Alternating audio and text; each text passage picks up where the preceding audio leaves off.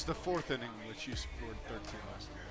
It is a gorgeous afternoon for baseball here at Black Hills Energy Stadium as the Sasquatch get set to welcome the Oahe Zap for just one game here at home, coming off 4 games on the road to finish off what is in total a 5-game series between these two teams. Hello, everyone, and welcome inside the press box here at Black Hills Energy Stadium alongside Evan Epstein, the broadcaster for the Oahe Zap. Will be joining me once again to do color commentary here for today's game. I'm Ari Wall.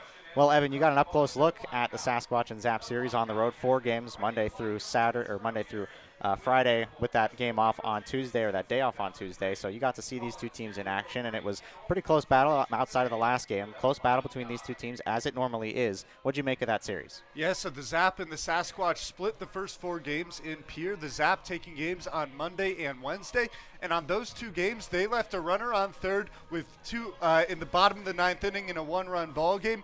On Monday, Caden Shivers closed it out for the Oahe Zap.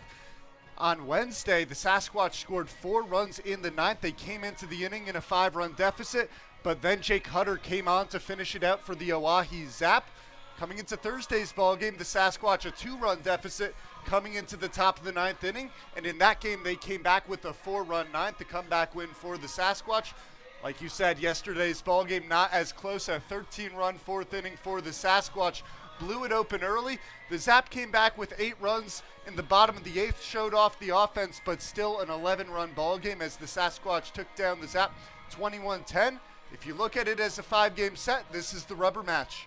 Yeah, and I mean, in general, these two teams, they've matched up now. I believe this is going to be the 12th time this season. We'll take a look here in our off-the-wall stats of how these two teams have matched up head-to-head so far this season. And even though the Zap are sort of at the bottom of the conference, there you see a 7-4 record for the Sasquatch, 4-7 for the Zap, relatively close. And outside of the batting average, ERA is almost the same. And really just in general, these two teams, when they've played each other, have been pretty close. Outside of yesterday's game and a few other games, they've played each other well. And even though the Zap are there at the bottom, they play the Sasquatch hard, and that's hopefully, for looking for a good baseball game, that's what we'll see here today. Yeah, and these two teams have seen a lot of each other lately, the 5th game in just 6 days.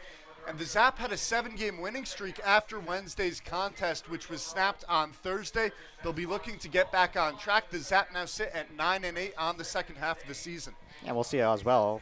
Touch on the pitching matchup quickly. Nathan Harb on the mound for the Sasquatch, a guy who hasn't started too many games so far this season. We've seen him a lot out of the bullpen. And then on the Zap side of things, Cole Ottersberg is making, I believe, his first start of the season for the Zap, maybe his second. And so what are you expecting from, first we'll talk about Ottersberg. Well, what you expect from Cole Ottersberg, he's going to fill up the strike zone. He's pitched once for the Zap this season and once for the Bison, as the Zap were helping out their sister team, just giving them a little support on the pitching side of the baseball. In 6 1/3 innings, Ottersberg has not surrendered a single walk. He's going to pound the strike zone. Now, Cole Ottersberg hasn't pitched in a game since high school. His velocity should be in the upper 70s. Has a good curveball he likes to mix in there. He's going to be hittable, but he's going to fill up the zone. It'll be interesting to watch him on the mound out there tonight. Yeah, we'll see Ottersberg in action. We'll see Nathan Harb throw the rubber in the top of the 1st inning, and all that is coming up when we come back. So when we come back, lineups, first pitch, and baseball here from Black Hills Energy Stadium. It's the Zap and the Sasquatch. Evan and I will have the call for you right here on the Spearfish Sasquatch YouTube channel.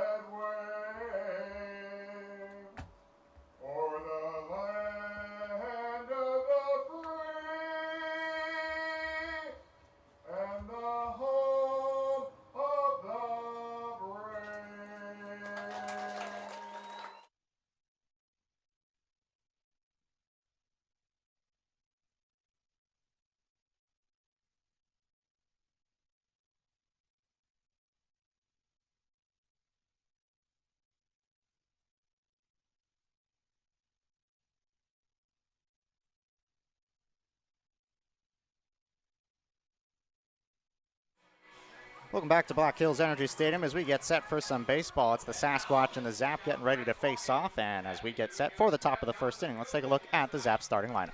Leading off for the Zap out in left field, Noah Wiggins. Mason Lang bats second. He's making his first start in the outfield for the season. In right for the Zap, Leandro Guevara DHs. He bats third. Garen Gledhill behind the plate cleaning up for the Zap. Vince Polizzi hitting fifth. He's playing first. Emiliano Curiel out in center field batting sixth. Jackson Mix hits seventh. Trey Martin at shortstop batting eighth, and Tyler Hoffman on the other side of the middle infield rounds out the Oahe Zap lineup. And that lineup will be going against the starting pitcher today for the Sasquatch. It is Nathan Harb, who will be on the mound for Spearfish. And so far this season, 16 2/3 innings pitched for Harb, 15 runs allowed, so a 5.40 ERA, a 1.62 whip as well. 14 strikeouts to 9 walks. He's battled a little bit with command issues so far this season, but really the thing for Harb is he's had 2 outings where he's given up 5 earned runs, and outside of those 2 outings, if you take those away, 14 innings pitched, no earned runs allowed. So 2 outings where he's struggled on the mound, but outside of that, he's been really good for the Sasquatch, and that's what they'll hope to see out of him today. Well, one of those outings did come against the Oahe Zap. The Zap have seen Nathan Harb now in 3 ball games, one of which came this past week at Hyde Stadium. In those 3 games, he's gone 2 2/3 innings, giving up 5 hits, 6 runs, but just 5 of those earned, as you mentioned, in that one appearance back in early June.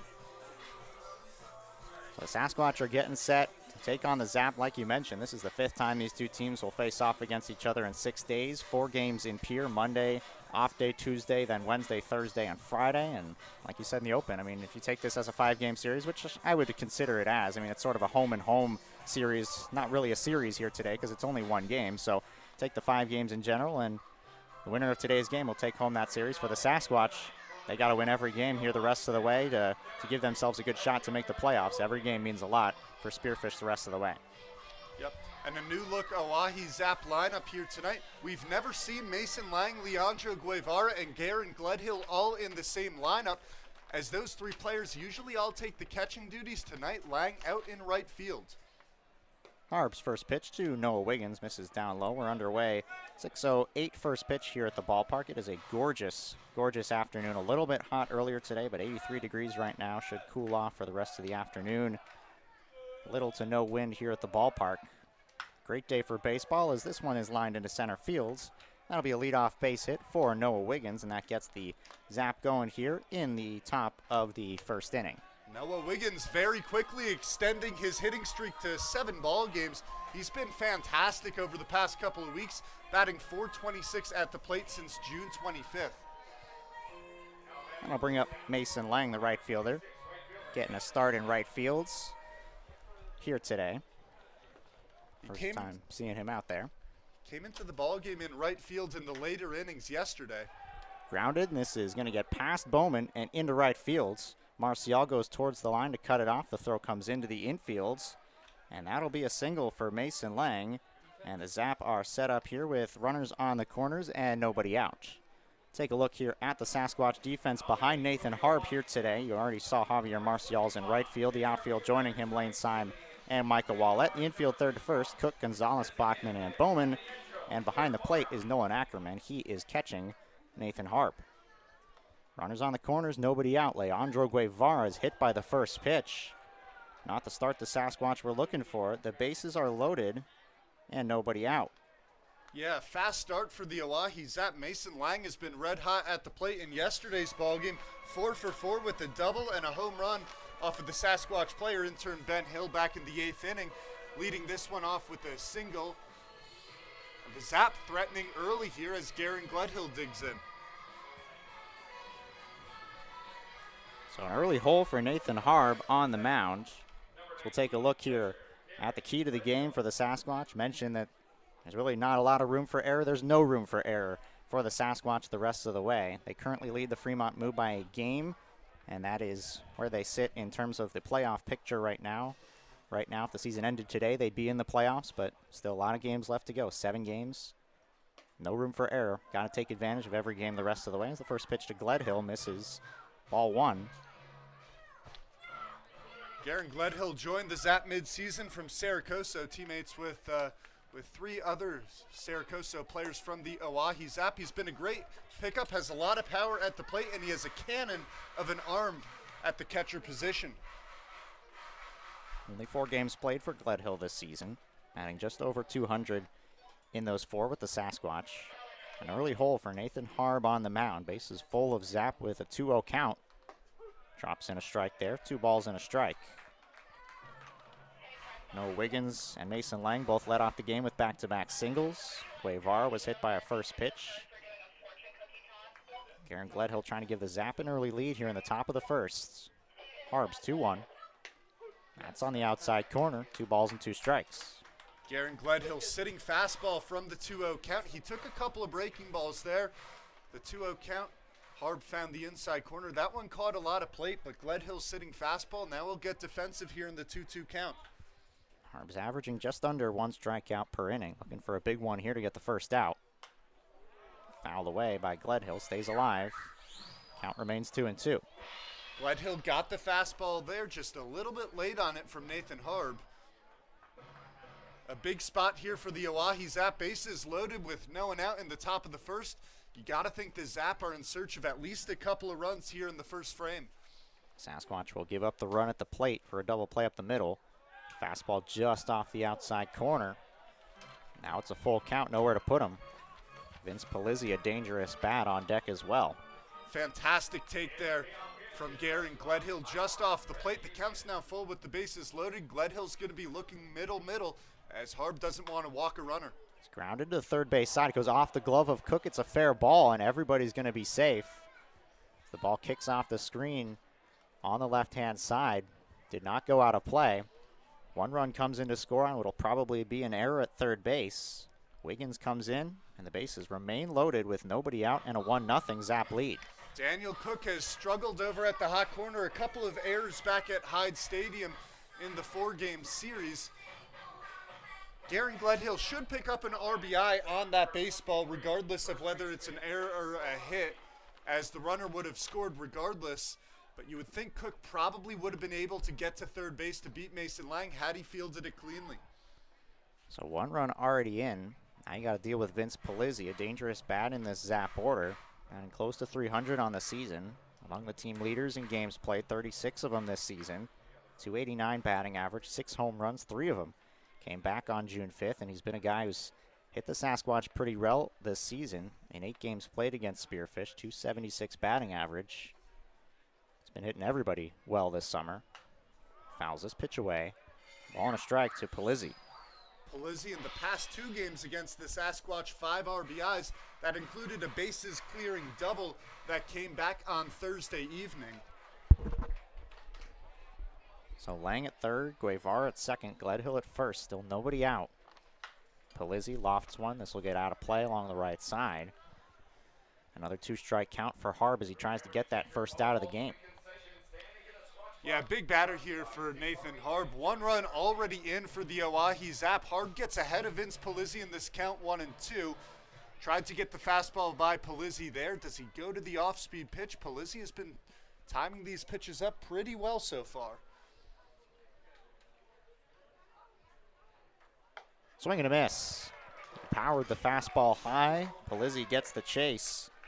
And a big strikeout there keeps the bases loaded. 1 out on the board. And for Nathan Harb, that is a huge first out here in the top of the first. Yeah, but he's got another dangerous hitter to deal with here in Emiliano Curiel. Curiel is who you want with runners in scoring position. He always seems to shorten up on the baseball. He gets aggressive early in the count, as he did there. Grounded to second, maybe a chance to turn 2, and they will. Nathan Harb works into and out of trouble. 1 run scores in the top of the first inning, but with a bases loaded, nobody out situation, the Sasquatch will more than take it. A 4-6-3 double play ends the threat, and we head to the bottom of the first inning with the Zap leading 1-0. Health, orthopedics, and sports medicine is everywhere you need us to be. On the sidelines to support our local athletes, at our clinic locations throughout the region, and at our Ortho Express walk-in clinic when you don't have time to make an appointment. We're here when you need us, working as a team to make your comeback stronger than ever. Getting stronger, getting better, getting you back to your best self. Monument Health, Orthopedics, and Sports Medicine, here for whatever moves you. Rising. So untamed. So much historical fame. So much to see, hear, smell, taste, enjoy. So pack your bags. Hit the road. Strike gold. Deadwood is waiting. There's so much South Dakota, so little time.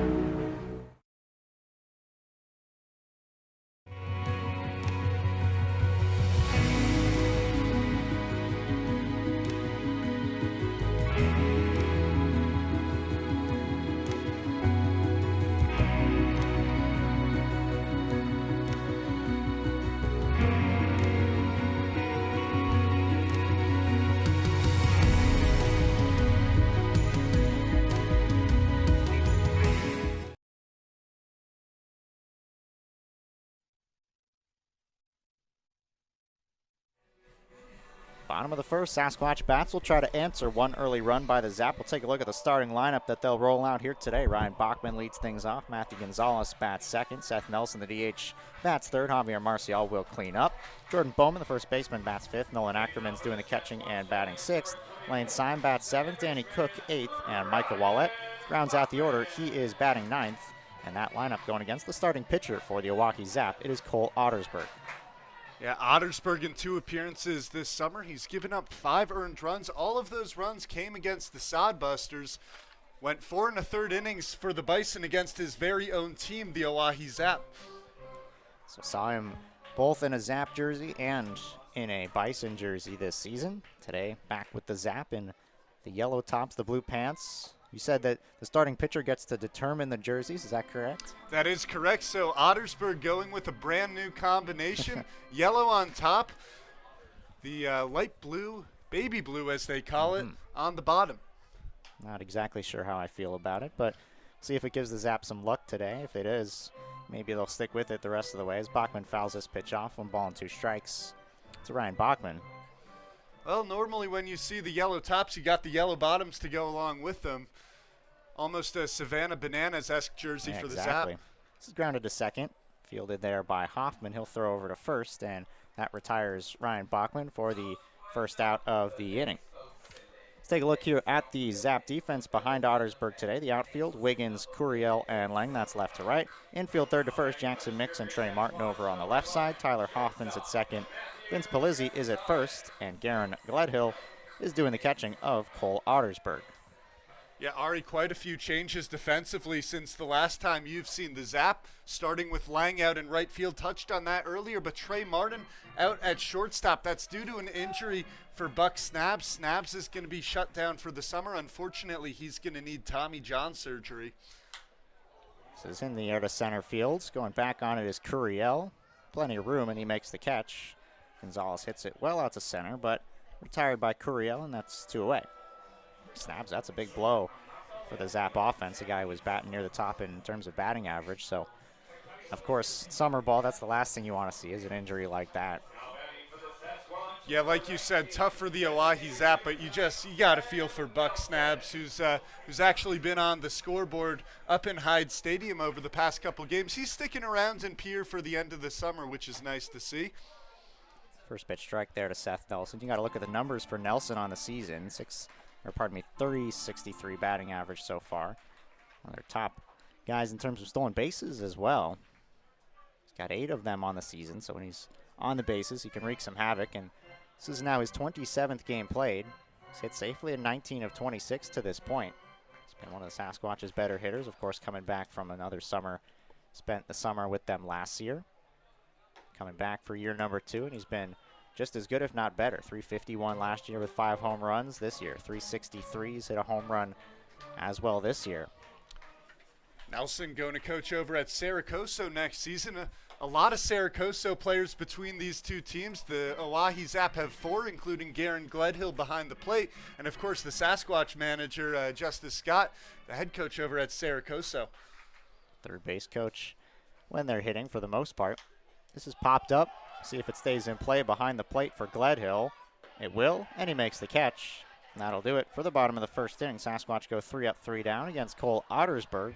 After 1 inning of play, the Zap lead it 1-0.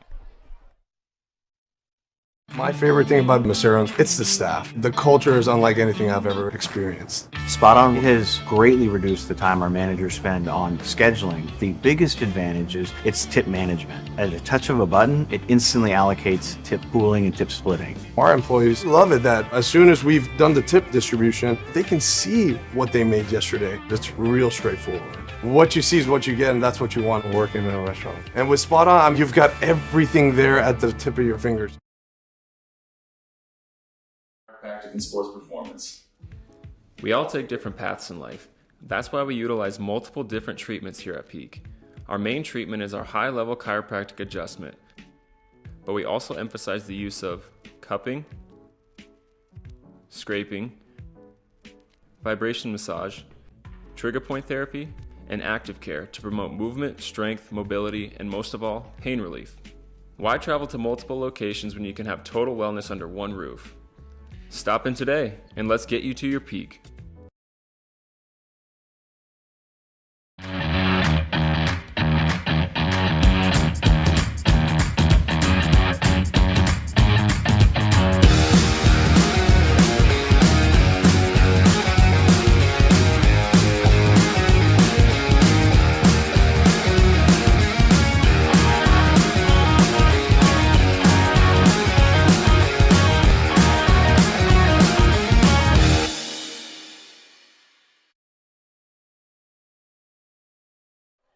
Top of the second, Jackson Mix leads things off, and he takes ball one. It's Mix, Martin, and Hoffman, bottom third of the order for the Oahe Zap, going up against Nathan Harb, who had a tough start to the first inning. The first four guys reached base. The bases were loaded with nobody out. An unearned run came in to score on a Garen Gledhill ground ball to third base, but strikeout and a double play kept the Zaps to just one in the inning. As he bounces another pitch there. 2 balls and no strikes to Jackson Mix. And I think what's important to note for Nathan Harb, despite loading the bases and giving up 1 run, he threw just 16 pitches in the first inning.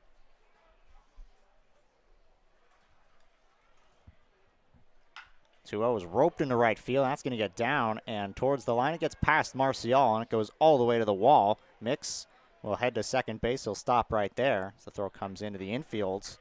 Leadoff double for Jackson Mix here in the top of the second. Yeah, Jackson Mix was all over the pitch on the inner third of the plate, turned on it right down the right field line. Marcial, not much of a chance to cut that baseball off, as it was an absolute laser off the bat.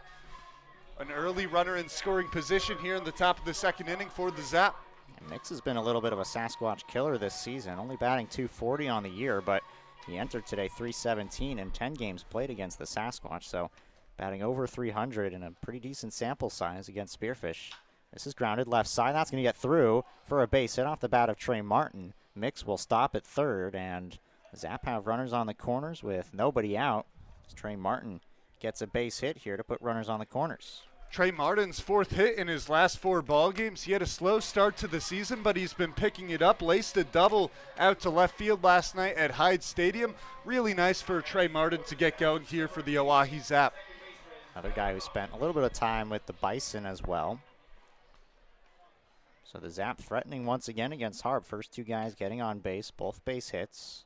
Now the 9th spot in the order, Tyler Hoffman goes after the first pitch and fouls it off. Seeing a lot of aggressive swings here in the ball game. You mentioned it a little bit in the top of the first. Curiel went after the first pitch with the bases loaded and ended up grounding into a double play.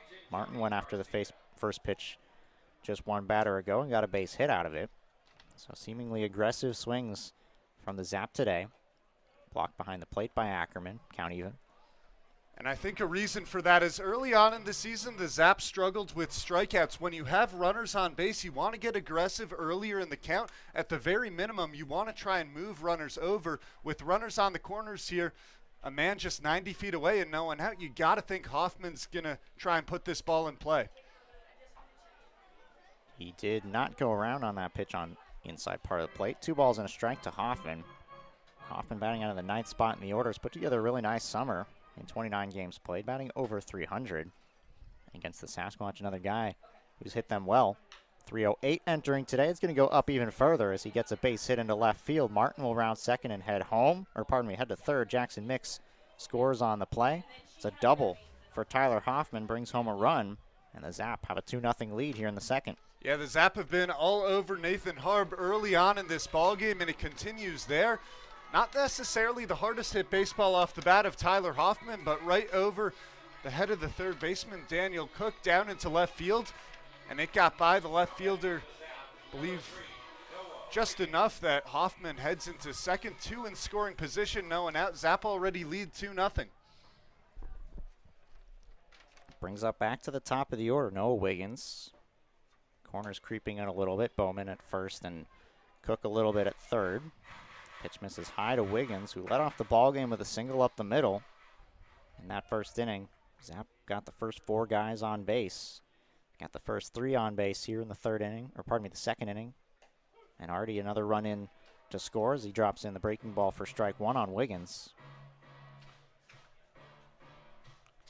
Wiggins had a multi-hit game yesterday. He was 2 for 5 at the plate, drove in a run.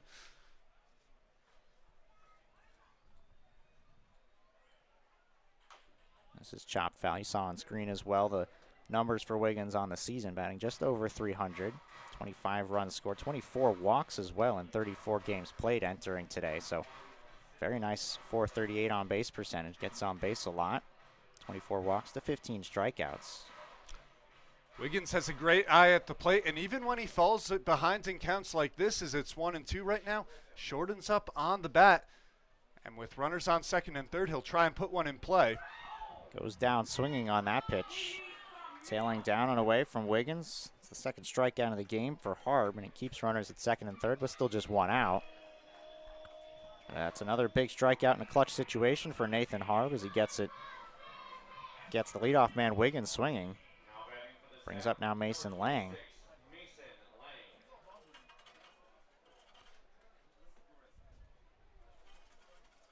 Lang first pitch swinging, popped up on the infield. Who's going to get it? Nathan Harb is calling for it, and he'll make the catch. Bowman was late to break over from first base. Usually you don't see a pitcher make the play, but Nathan Harb is a two-way guy. I've seen him in the outfield, in the infield, and on the mound, so comfortable making the play, and that's the second out of the inning.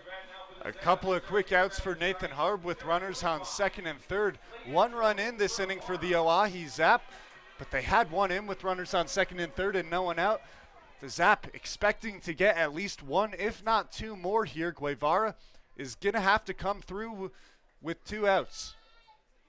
Certainly the guy you want up in this situation as he looks at ball 1. Guevara has been leading the pack not only for the Zap, but really for the entire ILB for a lot of the season. Up there with among the best in terms of batting average. Him, Elijah Reeves, seen battle between those two, so to speak, in terms of batting average.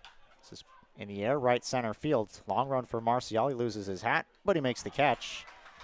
And the Zap do bring home a run, but another inning where if this game ends up in the other way, that'll be an inning that they'll circle and look back on as they leave 2 runners stranded in scoring position. And Nathan Harb works around danger once again. Bottom of the second coming up with the Zap leading 2-0. Road trips are measured in miles of uncontrollable laughter, comfortable silence, and new memories. And for 50 years, Super 8 has been there for wherever your journey takes you. So when the open road calls for a good night's rest, you can depend on Super 8's modern rooms at over 2,000 locations. Plus, earn Wyndham Rewards points for every stay. Super 8, one of 24 trusted brands by Wyndham. See you on the road.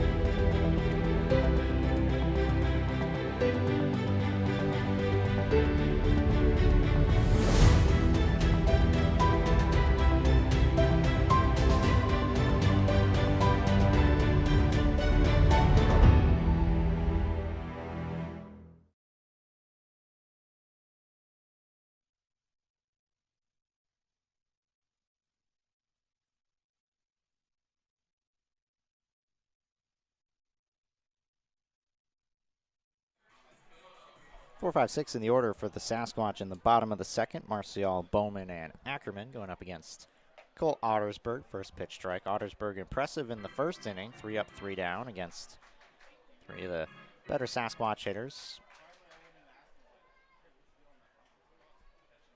Marcial cuts through the fastball, nothing in 2. And Marcial bringing in a 5-game hitting streak to this ball game, trying to extend it to 6 here today.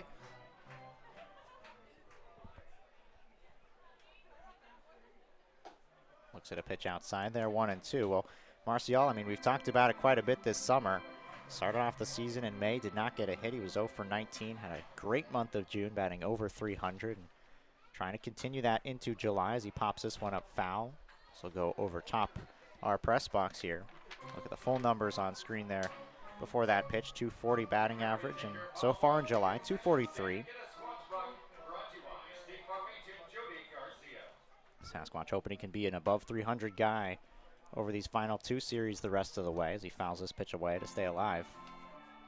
Cole Ottersberg, as advertised early on, 10 of his first 15 pitches have found the zone. In his last game with the Bison, found the strike zone in 43 of his 60 pitches. Marcial pops another pitch foul. Well, just in general, I think that's what you want to see from starting pitchers, especially in terms of summer ball, is guys that are going to pound the strike zone, go after hitters, especially in this opportunity when you've got summer ball, trying to get better, work on your stuff. Want to see them come after guys and throw a lot of strikes as he misses there. It's even the count on Marcial. And I would say especially for a pitcher who hasn't pitched since high school, coming to try and help out the Zap rotation, your number one job is throwing strikes out there. Marcial continuing to battle here at the plate. This will help out Nathan Harbour, who's had to work 2 long innings and didn't get much time to rest in the bottom of the first because of how quickly Ottersberg worked through the Sasquatch lineup. Marcial hits this one. That will be fair, just over the third base bag and into the corner. Marcial takes the turnaround first, still head for second. He's in there standing up, and it's a leadoff double for Javier Marcial. Javier Marcial, almost an awkward swing, kind of tomahawked that ball a little bit above the zone, down the third base line, gets by Jackson Mix as he stands off second with a leadoff double. The Sasquatch trying to chip away here in the bottom of the second at a 2-run hole. 2 runs early in a ball game with the Sasquatch offense. We've seen it many times this season, putting up 20 runs last night. It was their 4th time doing that. They put up 10 or more runs a lot of times this season. They lead the ILB in batting average, batting .321 as a team. This is an offense that's been great all summer long, and 2 runs early in a ball game, certainly not insurmountable. We saw them come back late in games against the Zap, came oh so close to a great 9th inning comeback in one of those games. Fell, like you mentioned in the open, just 90 feet short, leaving a runner at third. 1-0 pitch to Bowman, misses 2-0. You saw the numbers for Bowman on screen as well this summer. .333 batting average. OPS close to 1,000 at .976. He's got 3 home runs, tied for most on the team, and 10 extra base hits as well. A lot of power at the plate for Bowman. Ropes this one up the middle. That's a base hit. We'll see if they send Marcial. He's being waved home. Curiel comes up throwing. The throw is cut off, and Marcial scores. It's an RBI single for Jordan Bowman and cuts the lead in half for the Zap. It is 2-1. Nice piece of hitting by Bowman at the plate there. Not trying to do too much with the pitch right down the middle. Takes it back up to center field. Marcial, decent speed on the base paths. Motored home. Not much of a chance for Curiel to get the ball to the plate in time. Now a 2-1 ball game. Third base got dislodged to some degree, so that's being worked on as we get set for an at-bat from Nolan Ackerman. Bowman really has been impressive all summer long, not just at the plate, but also as a pitcher. He's been called upon to do a lot, playing almost every day as a hitter, making every 5th or so start on the mound, and he's been doing them both very well. Been a valuable piece for the Sasquatch, a guy that, of course, head coach Justice Scott knows very well at Cerro Coso. Trusted him to get the ball to start the very first game of the summer on the road in Casper, and he's been fantastic for the Sasquatch ever since then. Bowman now at first base. Nolan Ackerman, the catcher, looks at ball 1. Ackerman's been very impressive this summer. Batted .448 in 11 games played with the Sasquatch last year. Came over late in 2023, came over late this year, and in 11 games, .462. Bowman takes off, pitches outside, and he'll dive in safely. Bowman swipes second, moves into scoring position as the pitch missed outside, 2-0.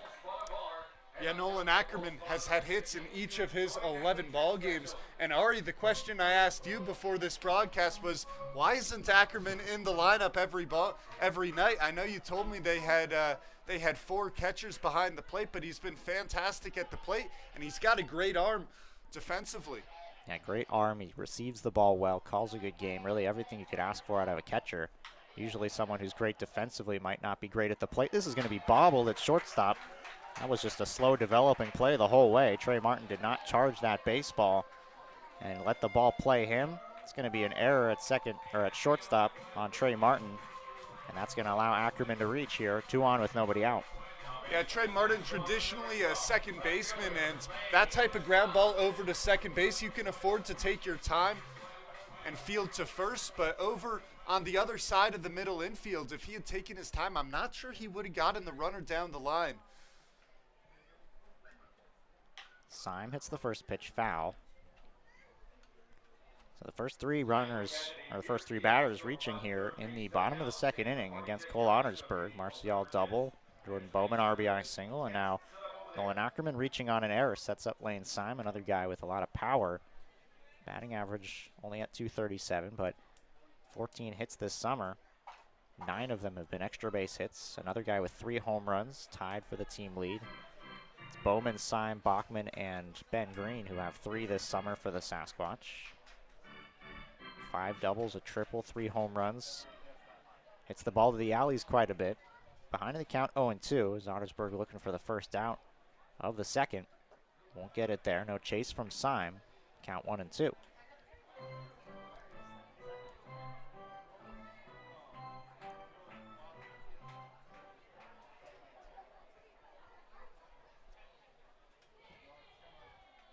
Swing and a miss. Syme goes down on strikes as the breaking ball catches him out in front. It's the first strikeout of the game for Cole Ottersburg, and it comes here in the second inning to retire Syme. We've seen a heavy dosage of breaking balls here from Ottersburg. Most of them have appeared to be a 12-6 curve out of the hand to the righty. He's been effective so far. A little bit surprising to see a guy who isn't a pitcher at college going predominantly with the breaking ball, but Ottersburg has been successful early on in this ballgame. Danny Cook fouls the first pitch fastball right back to the screen. Danny Cook, I mean, you can't say enough about how impressive this guy has been. 18 years old, right out of high school, has yet to play his first game in college. He'll be going to Pepperdine starting in just a month or so. Right out of high school, he's coming here to play with the Sasquatch. He's been hitting the ball well ever since he came here. He flies one into center field. Bowman goes back to second base. He'll try to tag. Curiel's throw is cut off at short by Martin, and if the ball gets away, that's going to allow Ackerman to take second base. So a mistake there at shortstop moves 2 in scoring position. The fly ball by Cook is the second out of the inning, but Sasquatch are set up here for a base hit to score 2. That's heads-up base running from Nolan Ackerman. Ackerman, despite the fact that he wasn't tagging on the play, still got back to first base by the time Curiel caught that baseball out in center field. And as he saw it kind of skipped over the glove of Martin at short, Ackerman immediately cruised into second. Those are the type of plays that make your coaches happy. So 2 on, both in scoring position with 2 outs. So Wallette goes after the first pitch and fouls it off. Wallette playing center field tonight, batting 9th. .254 batting average for him this summer. .387 on base, though, as he's walked 10 times in 20 games played. He sees a lot of pitches when he's at the plate. Over 22% of his at-bats go 6 or more pitches. He works long at-bats, has a good eye. This time goes after the first 2 pitches and pops it up on the right side of the infields. Hoffman makes the catch, and that will end the inning. So the Sasquatch leave 2 in scoring position in the bottom of the second. They do score a run to cut the lead for the Zap in half, and after 2 innings of play, it's a 2-1 Zap lead. Road trips are measured in miles of uncontrollable laughter, comfortable silence, and new memories. And for 50 years, Super 8 has been there for wherever your journey takes you. So when the open road calls for a good night's rest, you can depend on Super 8's modern rooms at over 2,000 locations. Plus, earn Wyndham Rewards points for every stay. Super 8, one of 24 trusted brands by Wyndham. See you on the road. You venture to Spearfish in the Black Hills of South Dakota. You'll find rugged hiking and biking trails, extreme rock climbs, and views that will take your breath away. Plan a Spearfish vacation and come find your adventure. Spearfish, my great place in South Dakota.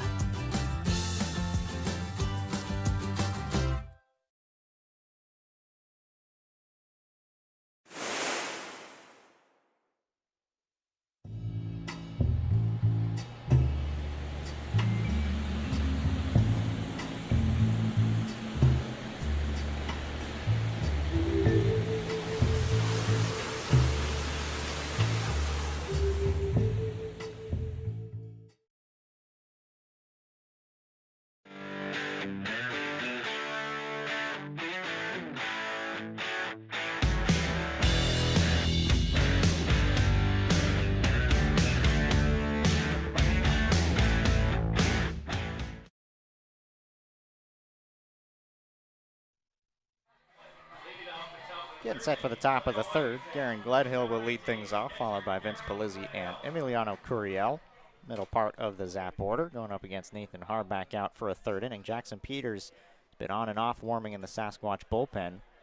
Rested during the bottom of the second inning, but he's back up and throwing here in the top of the third. So could see just 3, maybe 4 innings from Harb today. Hasn't gone much more than that so far this summer. Misses low to Gledhill, ball 1. Gledhill reached on an error in the first inning, came up with the bases loaded, and the ground ball over to the third baseman, Danny Cook, went off his glove, scored a run. 1-2. And Gledhill picks up his second RBI of the season, though, on that ground ball. A productive at-bat with the bases loaded. Yeah, all things considered, if you're the Sasquatch, I mean, you got bases loaded, nobody out in the first inning. You had runners on second and third with nobody out in the second inning. And the fact that only 2 runs have come in to score, it's a good sign for Nathan Harb. This ball's fouled away. That he was able to skirt out of that damage and only give up the 2 runs. I think both sides are going to look back at these first 2 innings, no matter who comes out victorious in this ball game, and they're going to say, well, we wish we could have got a little more. The Zap leaving the bases loaded in the first, leaving 2 runners on in the second. But the Sasquatch in the bottom half of the second inning, they scored a run, had 2 runners on base with no one out, and no further damage from there. So missed opportunities on both sides early on in this ball game. 2-2. Grounded right side, playable for Bachman. Plenty of time to make the play. 1 away. Gledhill just turning over on the pitch down and in. Routine ground ball for Ryan Bachman and an early out. The first time that Nathan Harb has recorded the first out on the first batter of the inning. Brings up Vince Polizzi here with 1 away.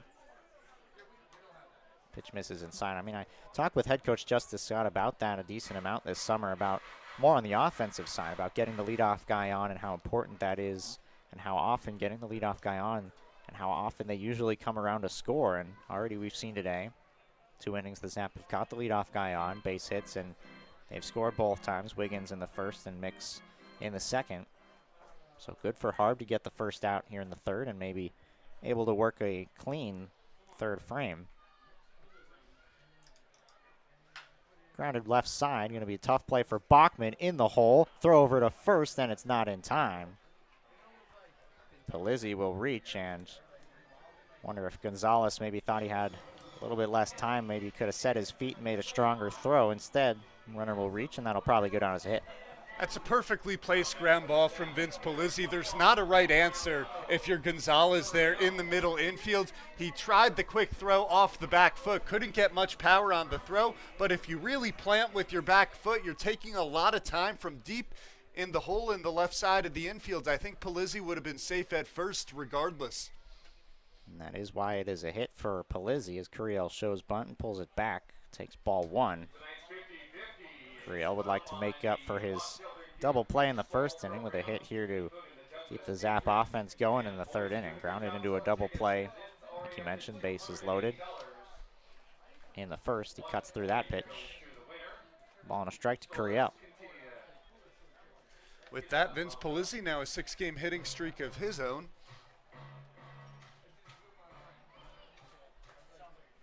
Harb steps off here. Curiel's had a pretty good summer. 261 batting average in 36 games played. He's driven in 23 runs as well.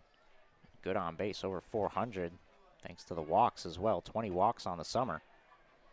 2 balls and a strike to Curiel.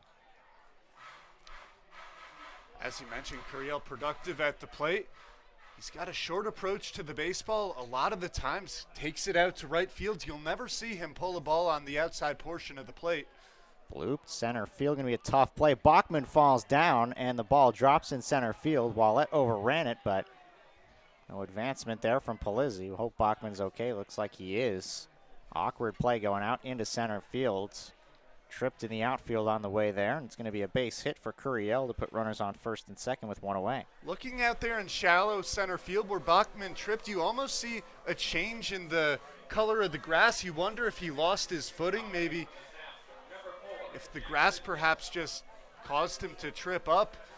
You know, I'm not an expert on grass myself. I couldn't tell you exactly what's going on, but you definitely see a change in coloration right where Bachman tripped. It's also just such a tough play. I mean, when you've got your back to the infield, arguably the toughest play to make, running towards a wall or back to the infield over the shoulder type of catch. And I don't think Bachman, even if he doesn't trip, makes that play. That ball just blooped right into shallow center field off the bat of Curiel. So first and second, Jackson Mix quickly behind 0-2. He fouled the first pitch off and then takes strike 2 on the corner.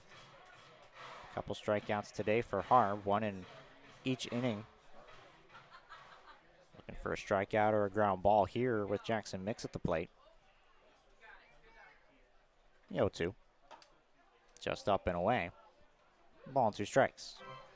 Tough position here for Harb. A couple of base hits for the Oahe Zap, both of which came off weak contact. Vince Polizzi, a ground ball to the left side of the infield, and Curiel, as you described it, a blooper out to shallow center field. It's fisted towards the right side. Going to be a tough play for Bowman, and he runs out of room. Goes into the Squatch box. The bleachers over to our right, so Mix will stay alive. Pure defense mode there for Jackson Mix. The pitch off the plate, up and in, but Mix manages to get the inside of the bat on the ball. Polizzi at second, Curiel at first. 1 and 2 to Mix. Goes down swinging. Chased the pitch in the dirt. Harb gets the strikeout, 2 outs in the inning, and runners stay at first and second. You wonder if Nathan Harb notices that Mix chased the prior pitch despite fouling it off, and thinks to go out of the zone on the 1-2 to try and get a chase, which he did there. Brings up Trey Martin. Got a base hit in the second inning. Only his 5th hit of the summer. Looks at ball 1 there. He's had a tough go of things this year at the plate with the Zap, but like you mentioned, getting some more hits these past couple games. Now has 4 hits in his last 4 ball games. Looks at that pitch just off the edge, 2-0. So Harb once again trying to strand a couple of runners. Zap threatening to extend the lead with runners on first and second, but Harb has a chance to get out of danger and put up a 0. Powers the fastball by Martin there. He's late on the swing. 2 balls and a strike. Zap stranded 5 runners over the course of the first 2 innings. As you said, another 2 runners on base here. A big at-bat for Trey Martin, but it's got to be tiring out there for Harb, who's been in high leverage situations in each and every inning in this ball game. You think about pitch count, sometimes you break it up in terms of high leverage pitches and, you know, stressful pitches, non-stressful pitches. Harb has not had a lot of non-stressful at-bats here today, so even though his pitch count maybe not going to get up to the 70s or 80s, be surprised if we see him much beyond the 4th today. 2-2. Swing and a miss, foul tipped into the mitt. back-to-back strikeouts for Nathan Harb in the top of the third inning. Zap threatened but do not score as Nathan Harb puts up his first 0. And as we head to the bottom of the third inning, still a 2-1 Zap lead. So surprising. So untamed. So much historical fame. So much to see, hear, smell, taste, enjoy. So pack your bags. Hit the road. Strike gold. Deadwood is waiting. There's so much South Dakota, so little time.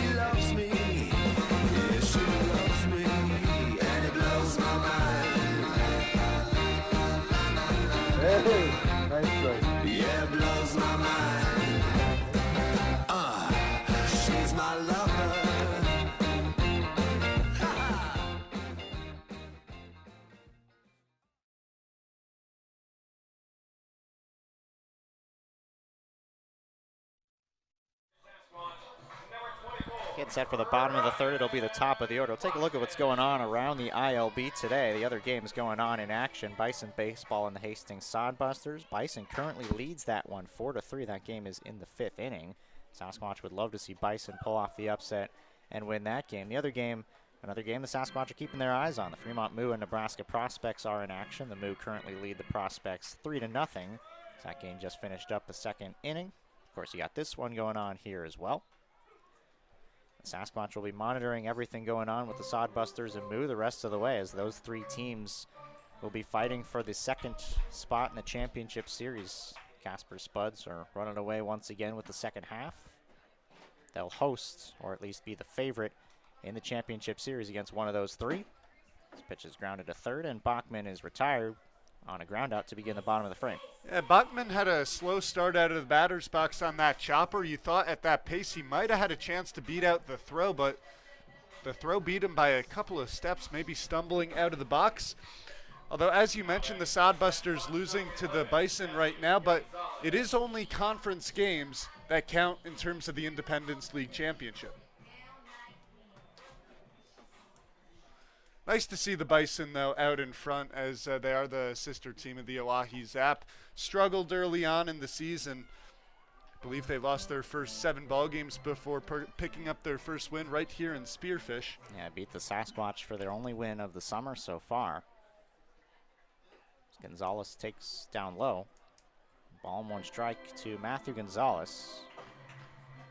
Gonzalez started the year really slow start to the summer. He was 6 for 42 to begin the year, and then that right before the series against Bison baseball, he led off 4 straight games, and since that game that he started off against Bison baseball, over his last 9 games played, he is 12 for 30, batting .400 over that stretch. He's raised his batting average over 100 points, went from 143 to where it is now at 250. And of course, what's most valuable probably for the Sasquatch is he's playing great defense on the left side of the infield, something they've struggled with Micah Coleman and Danny Cook being the primary 2 shortstops. Gonzalez has provided some great defense, and the bat's starting to come around as well. As he pops this into right field, caught by Lang. 2 away for Zap here in the bottom of the third. The first test for Mason Lang out in right field today. The ball's sinking pretty quickly. Seemed to be a routine fly ball. Lang got a good jump on it and got under the baseball. A nice play by the right fielder. And the Zap with just 4 everyday outfielders, so if you can mix Mason Lang into the rotation out there, that gets his bat into the lineup more frequently too. That'd be a great thing for the Zap. Nelson drops this one in front of Curiel in center fields. So Nelson breaks up what would have been another 1-2-3 inning to the top of the order. So Ottersberg was able to retire Bachman, Gonzalez, and Nelson in the bottom of the first inning in order, but Nelson gets a base hit here, extends the inning for Javier Marcial. It's already 1 for 1 on the day. Hit a double just inside the third base line in his first at-bat in the second inning. Came around to score on the Jordan Bowman RBI single.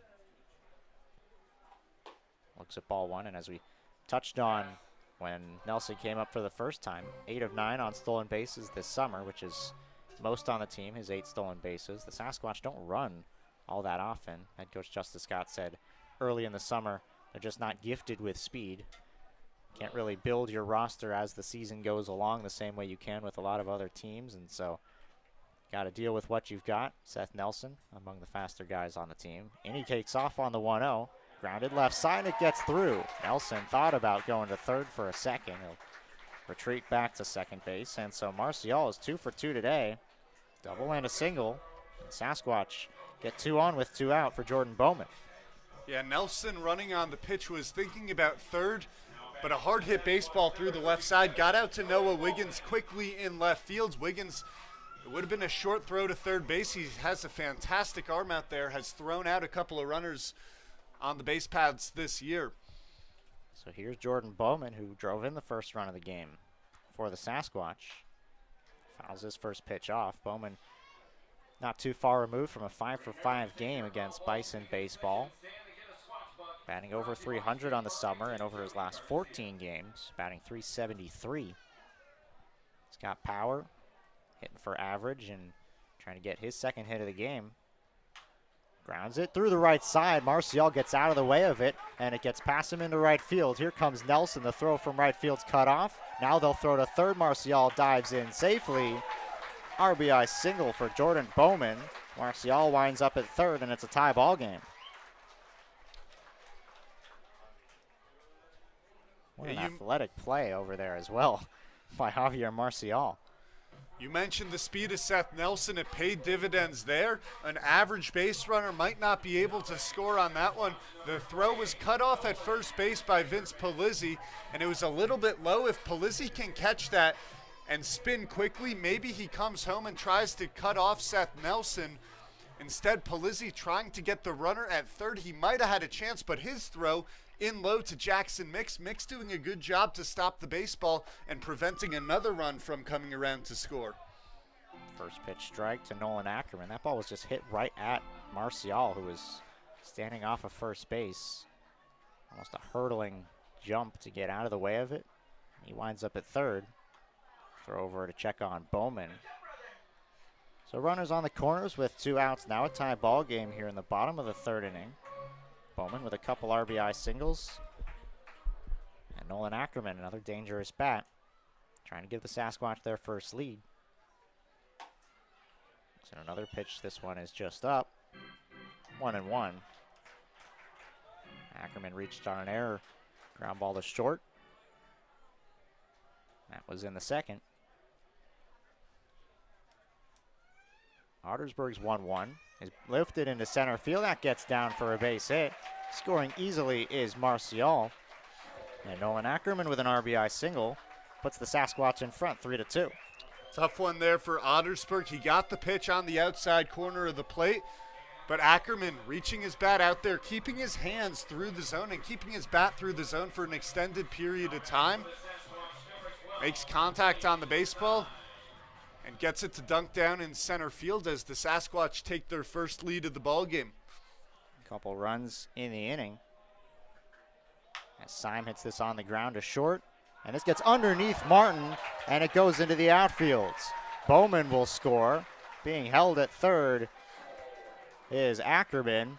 And a costly error at shortstop by Trey Martin on a ball that would have ended the inning results in another run for the Sasquatch, and it's a 4-2 ball game. Yeah, those are the errors you got to avoid if you're the Oahe Zap. That's a routine ground ball to Martin. And Martin just picked up on it a little bit too fast as it went through his legs. Ottersburg thought he was out of the inning. It would have just been a 1-run ball game. Now the Sasquatch lead is 2, still threatening with first and third and 2 men out. All of this coming with 2 men out. He got the first 2 guys of the inning, Bachman and Gonzalez, but since then, 4 straight singles, and then that error off the bat of Lane Syme. Danny Cook looks at strike 1. Mentioned already a couple times this season how great of a luxury it is to have a guy like Danny Cook that you can bat at the bottom of your order, a guy who's batting over 400 so far in his limited playing time. Seen him all throughout the order, sometimes at the top, a lot of times though batting 9th or 8th. And he's been able to turn the lineup over for the guys like Ryan Bachman and Seth Nelson and do so with guys on base. Now he's got an opportunity to drive in some runs with runners on the corners. Fouls it off, 2-2. This is perhaps the biggest batter of the ball game for Cole Ottersberg. He's faced some adversity here in this inning. Gave up an RBI on some weak contact, and then an error on Trey Martin at short. Can Ottersberg settle in? Grounded, this one's gonna get through. Up the middle off the bat of Danny Cook. Ackerman scores. It's another 2-out runner on base for the Sasquatch. RBI single for Danny Cook. And the Sasquatch have scored 4 in the inning and take a 5-2 lead. And that will appear to bring out Haberger, or maybe Haberger's going to stay in the dugout. Just going to be a mound visit between Gledhill and Ottersberg. No action up in the Zap bullpen to this point. The Zap trying to get through this ball game with just 3 pitchers. They want it to be Cole Ottersberg, Brady Glenn, and Jake Hutter to carry them through this lovely Saturday evening. The mound visit concludes, and Micah Wallett's going to be the 9th guy to bat in the inning. The Sasquatch have batted through or around the lineup, depends how you look at it. Wallett will come up first and second, 2 outs. An opportunity to continue to pile on some runs here in the 3rd inning. First pitch curveball left up just above the zone. Ball 1 to Wallett. In last night's ball game, the Sasquatch had the 13-run 4th, in which 17 at-bats were made by the Sasquatch in the inning. Not sure if that's an Independence League record for this season. It's got to be close to it if it isn't. This is popped up right side. It's going to get out of play and into the Sasquatch dugout. And count evens here on Wallett. 5 hits in the inning for the Sasquatch. Only 2 earned runs. It's the 2 runs scoring Bowman's and Ackerman's runs. Those are going to be unearned, and so will everything after this, as the ground ball off the bat of Syme would have made out number 3.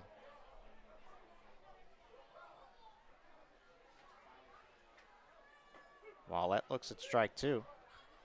Count 1 and 2. Wallett popped out second base, his first at bat. He's driven in 12 runs this summer in 20 games played.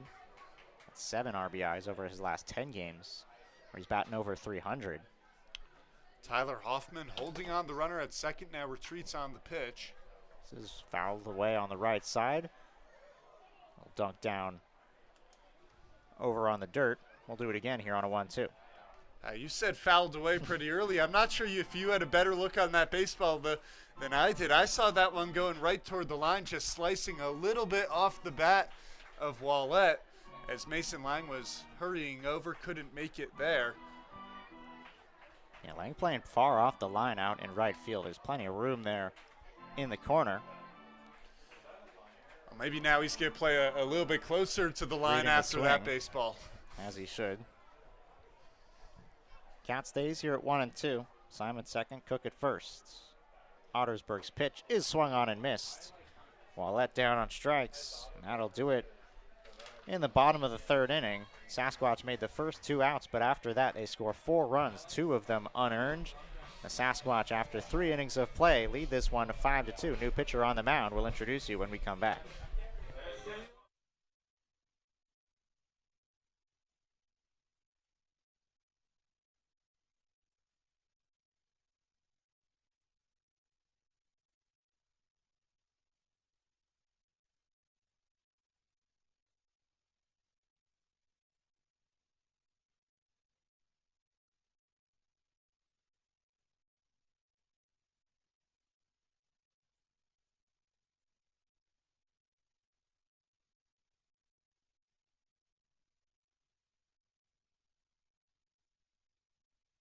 Jet Rogers at Peak Family Chiropractic and Sports Performance. We all take different paths in life. That's why we utilize multiple different treatments here at Peak. Our main treatment is our high-level chiropractic adjustment, but we also emphasize the use of cupping, scraping, vibration massage, trigger point therapy, and active care to promote movement, strength, mobility, and most of all, pain relief. Why travel to multiple locations when you can have total wellness under one roof? Stop in today and let's get you to your peak.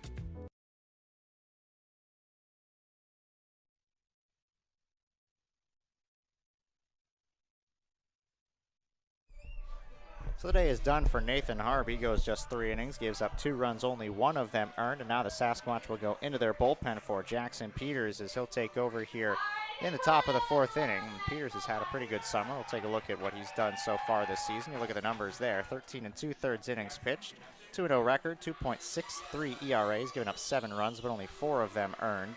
12 strikeouts to 7 walks. He has hit 4 batters as well. From time to time, loses a bit of the strike zone, but over his last 7 appearances, he's been much better. 10 2/3, has allowed only 1 earned run, sub-1 ERA in his last 7 appearances. So Sasquatch hoping for probably 2 out of Peters. Work through the middle part of this game and keep the Sasquatch in front. That run came on Wednesday against the Oahe Zap. In that game, he gave up 2 hits, 3 runs, but only 1 of those was earned. The 4th time this summer that Peters is facing the Oahe Zap. The Zap, one of the few teams with some success against Jackson Peters. He's gone 4 innings in those 3 appearances, but he's given up 6 runs out of his 7 runs he's given up all season. So the Zap, the only team that have figured out Peters so far. My final line for Nathan Harb today, 3 innings pitched. He allows 2 runs, only 1 of them earned. Gives up 7 hits, does not walk anybody, and strikes out 4. And only 54 pitches, probably being saved to some degree for either Fremont or Casper to finish off the season for the Sasquatch. Peters' first pitch misses inside, ball 1. Peters will start his outing going against 9, 1, and 2 in the order. Tyler Hoffman, Noah Wiggins, and Mason Lang. Hoffman doubled down the left field line in his first at bat.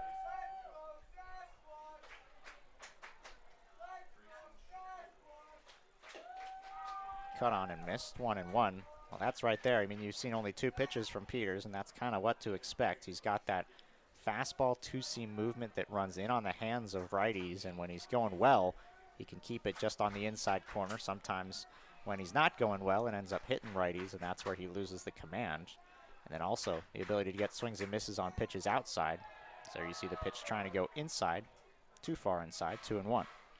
Well, Ari, we've hit the point in the season where if you're a pitcher and you've stuck around all season long, then every team has seen you and they know your stuff.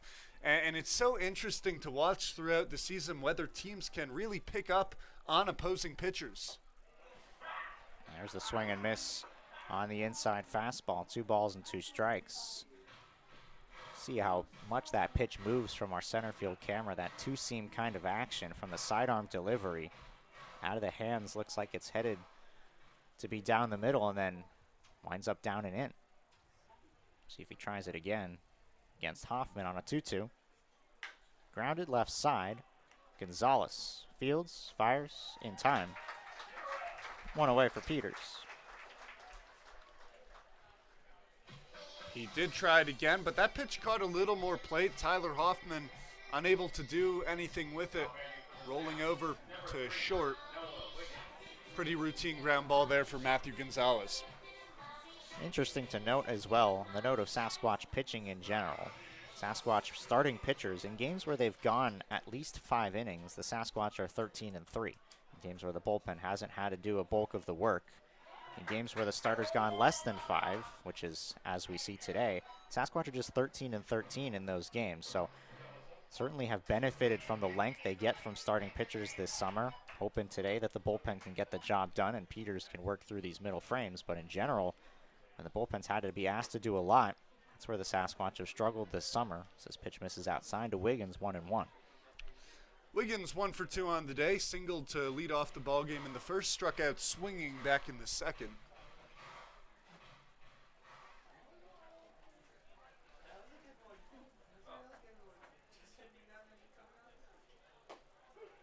finds the zone there, 1-2. Noah Wiggins has settled in nicely to the leadoff spot in the Zap order. For the first really month and a half of the season, he was hovering around 1-2, even slotting down into the 7 spot in the Zap lineup. But over about the past 2 or 3 weeks, he has been hitting very nicely in the leadoff spot. 2-2 on Wiggins.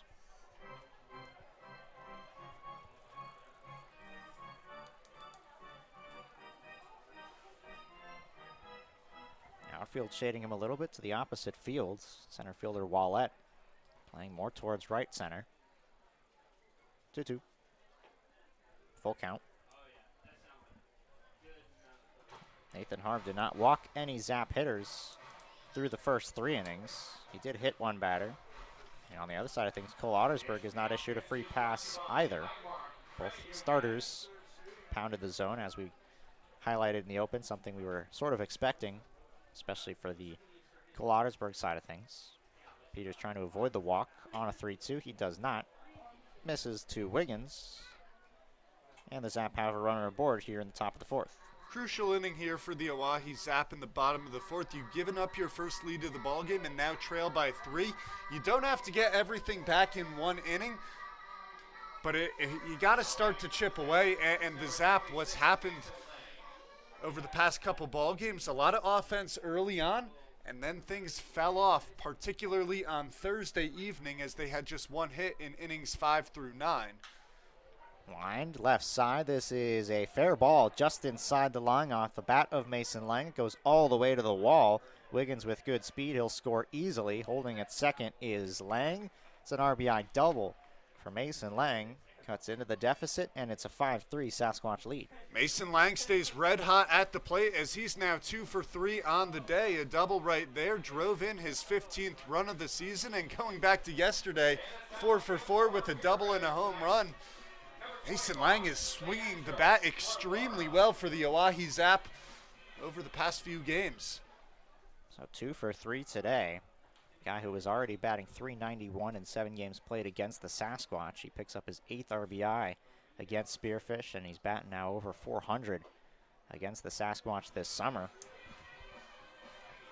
So he's now at second base, still nobody out, or pardon me, still 1 out in the inning. And Leandro Guevara, who's 0 for 1 today, reached on a hit by pitch and flew out.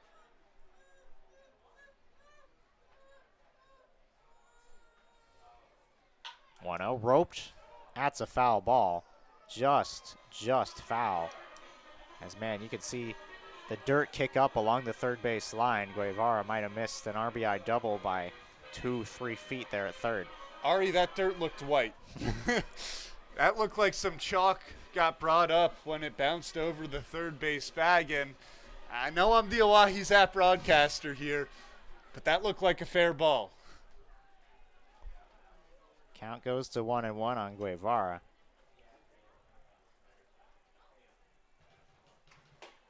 Out in front of the breaking ball, 1-2. That's just good sequencing there from Peters, reading the swing. He's early on the fastball. Takes something off of it to get a swing and miss. Guevara is also the beer batter, which is, for Sasquatch fans, not the best of signs. A guy who rarely strikes out and who's one of the better hitters in the entire league. See if Peters can give the fans what they want here on a 1-2 pitch. It's popped up into shallow left center field. Who's going to get it? Wallett drifting over. Syme coming on. He'll call him off. And it'll be Lane Syme who makes the catch for the second out. A little bit of last-minute nerves there for the Sasquatch outfielders. Neither the center fielder nor the left fielder having a hard break on the baseball initially. And it was Syme who ended up calling it off and made the play. So it'll be Garen Gledhill, the catcher, batting with 2 away. Sasquatch have not had 3-up, 3-down inning. They did get their first 0 in the third. Nathan Harb, his final inning of work, shut down the Zap in the third, but Oahe's been able to put runners on base every inning, trying to avoid leaving another runner stranded. Already quite a bit left on the base paths for Oahe thus far. Counts 1-0 here on Gledhill with 2 away. Roped, past Bachman into right field. They're going to send him home. Marcial's throw is right on the money, but not in time. A great throw from Javier Marcial in right field. He put it all into that throw, but Mason Lang just in front of the tag. The feet first slide. He'll come in to score on the RBI single from Garen Gledhill. It's a 5-4 Sasquatch lead. Great slide there from Mason Lang. Almost a last-second slide to get his foot around the tang as Ackerman couldn't spin fast enough. As you said, that throw was money from Javier Marcial out in right field. A huge inning here for the Oahe Zap, a 2-out RBI to cut the deficit to just 1 run. After you fall into your first hole of the ball game, it's important to try and get momentum back on your side, and that's what they've done here in the top of the 4th. When you look at the 2-out inning, I mean, the Sasquatch in the bottom of the 3rd inning, all 4 of their runs came with 2 outs. That's the Zap's first 2-out base runner that they have gotten so far here in the top of the 4th inning. And it comes in a big way to bring home another run. Cut it to just a 1-run Sasquatch lead. Pitch high to Palizzi. That ball was smoked off the bat of Garen Gledhill, who was maybe just 2 feet to the right of Ryan Bachman, but it might have been 100+ off the bat as Bachman couldn't get to the baseball, and Gledhill picks up his 2nd RBI of the ball game. Palizzi fouls this off. 2 balls and a strike. Well, fingers crossed that that's not coming at my car over there in the parking lot. I'm not sure. I think Hyde Stadium, where you are, probably has more foul balls that crack windshields than we get here out at Black Hills Energy Stadium, but both maybe not the most favorable for cars in the parking lot. This is hit hard. Going to be a tough play for Wallette, and it goes over his head, and it's going to roll all the way to the wall. Wallet's throw is cut off on the infield by Gonzalez. His relay throw to the plate, it is not in time. Scoring standing up is Garen Gledhill just in front of the throw, and 3 runs for the Zap in the inning have tied the ball game at 5. 2-out RBIs are killer for a ball club, and the Oahe Zap have tied it up. A hard hit ball from Vince Palizzi. It looked like Micah Wallette was in perfect positioning. He was shading Palizzi out to right center field, but over his head, Gonzalez might have rushed the throw from shallow center field, and it pulled Nolan Ackerman up the line. An accurate throw may have gotten Garen Gledhill at the plate, but Gledhill able to get around to Ackerman and score standing up. A tie ball game now, 5-5. So Peters will try to stop it here with 2 outs still, and a runner now on second. He misses outside to Emiliano Curiel.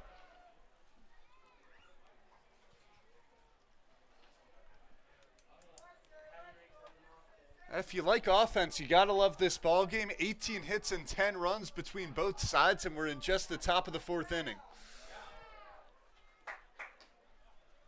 This pitch is outside 2-0 to Curiel. Well, a lot of offense usually favors the Sasquatch, a team that's been hitting the ball really well this summer, scoring north of 10 runs a lot this summer, 20 runs several times as well. Curiel fouls it off, 1-2. And Peters, who came into this game right in this half inning, came in for Nathan Harb after 3 innings of work from the starter. He's given up 3 runs in the 4th. Now trying to give Sasquatch bats a chance in the bottom of the 4th inning. Lined into center field, Wallette drifting over, and he will put it away to end the inning. 3 runs for the Zap. They tie it up off of Jackson Peters. And as we head to the bottom of the 4th, whole new ball game, 5-5.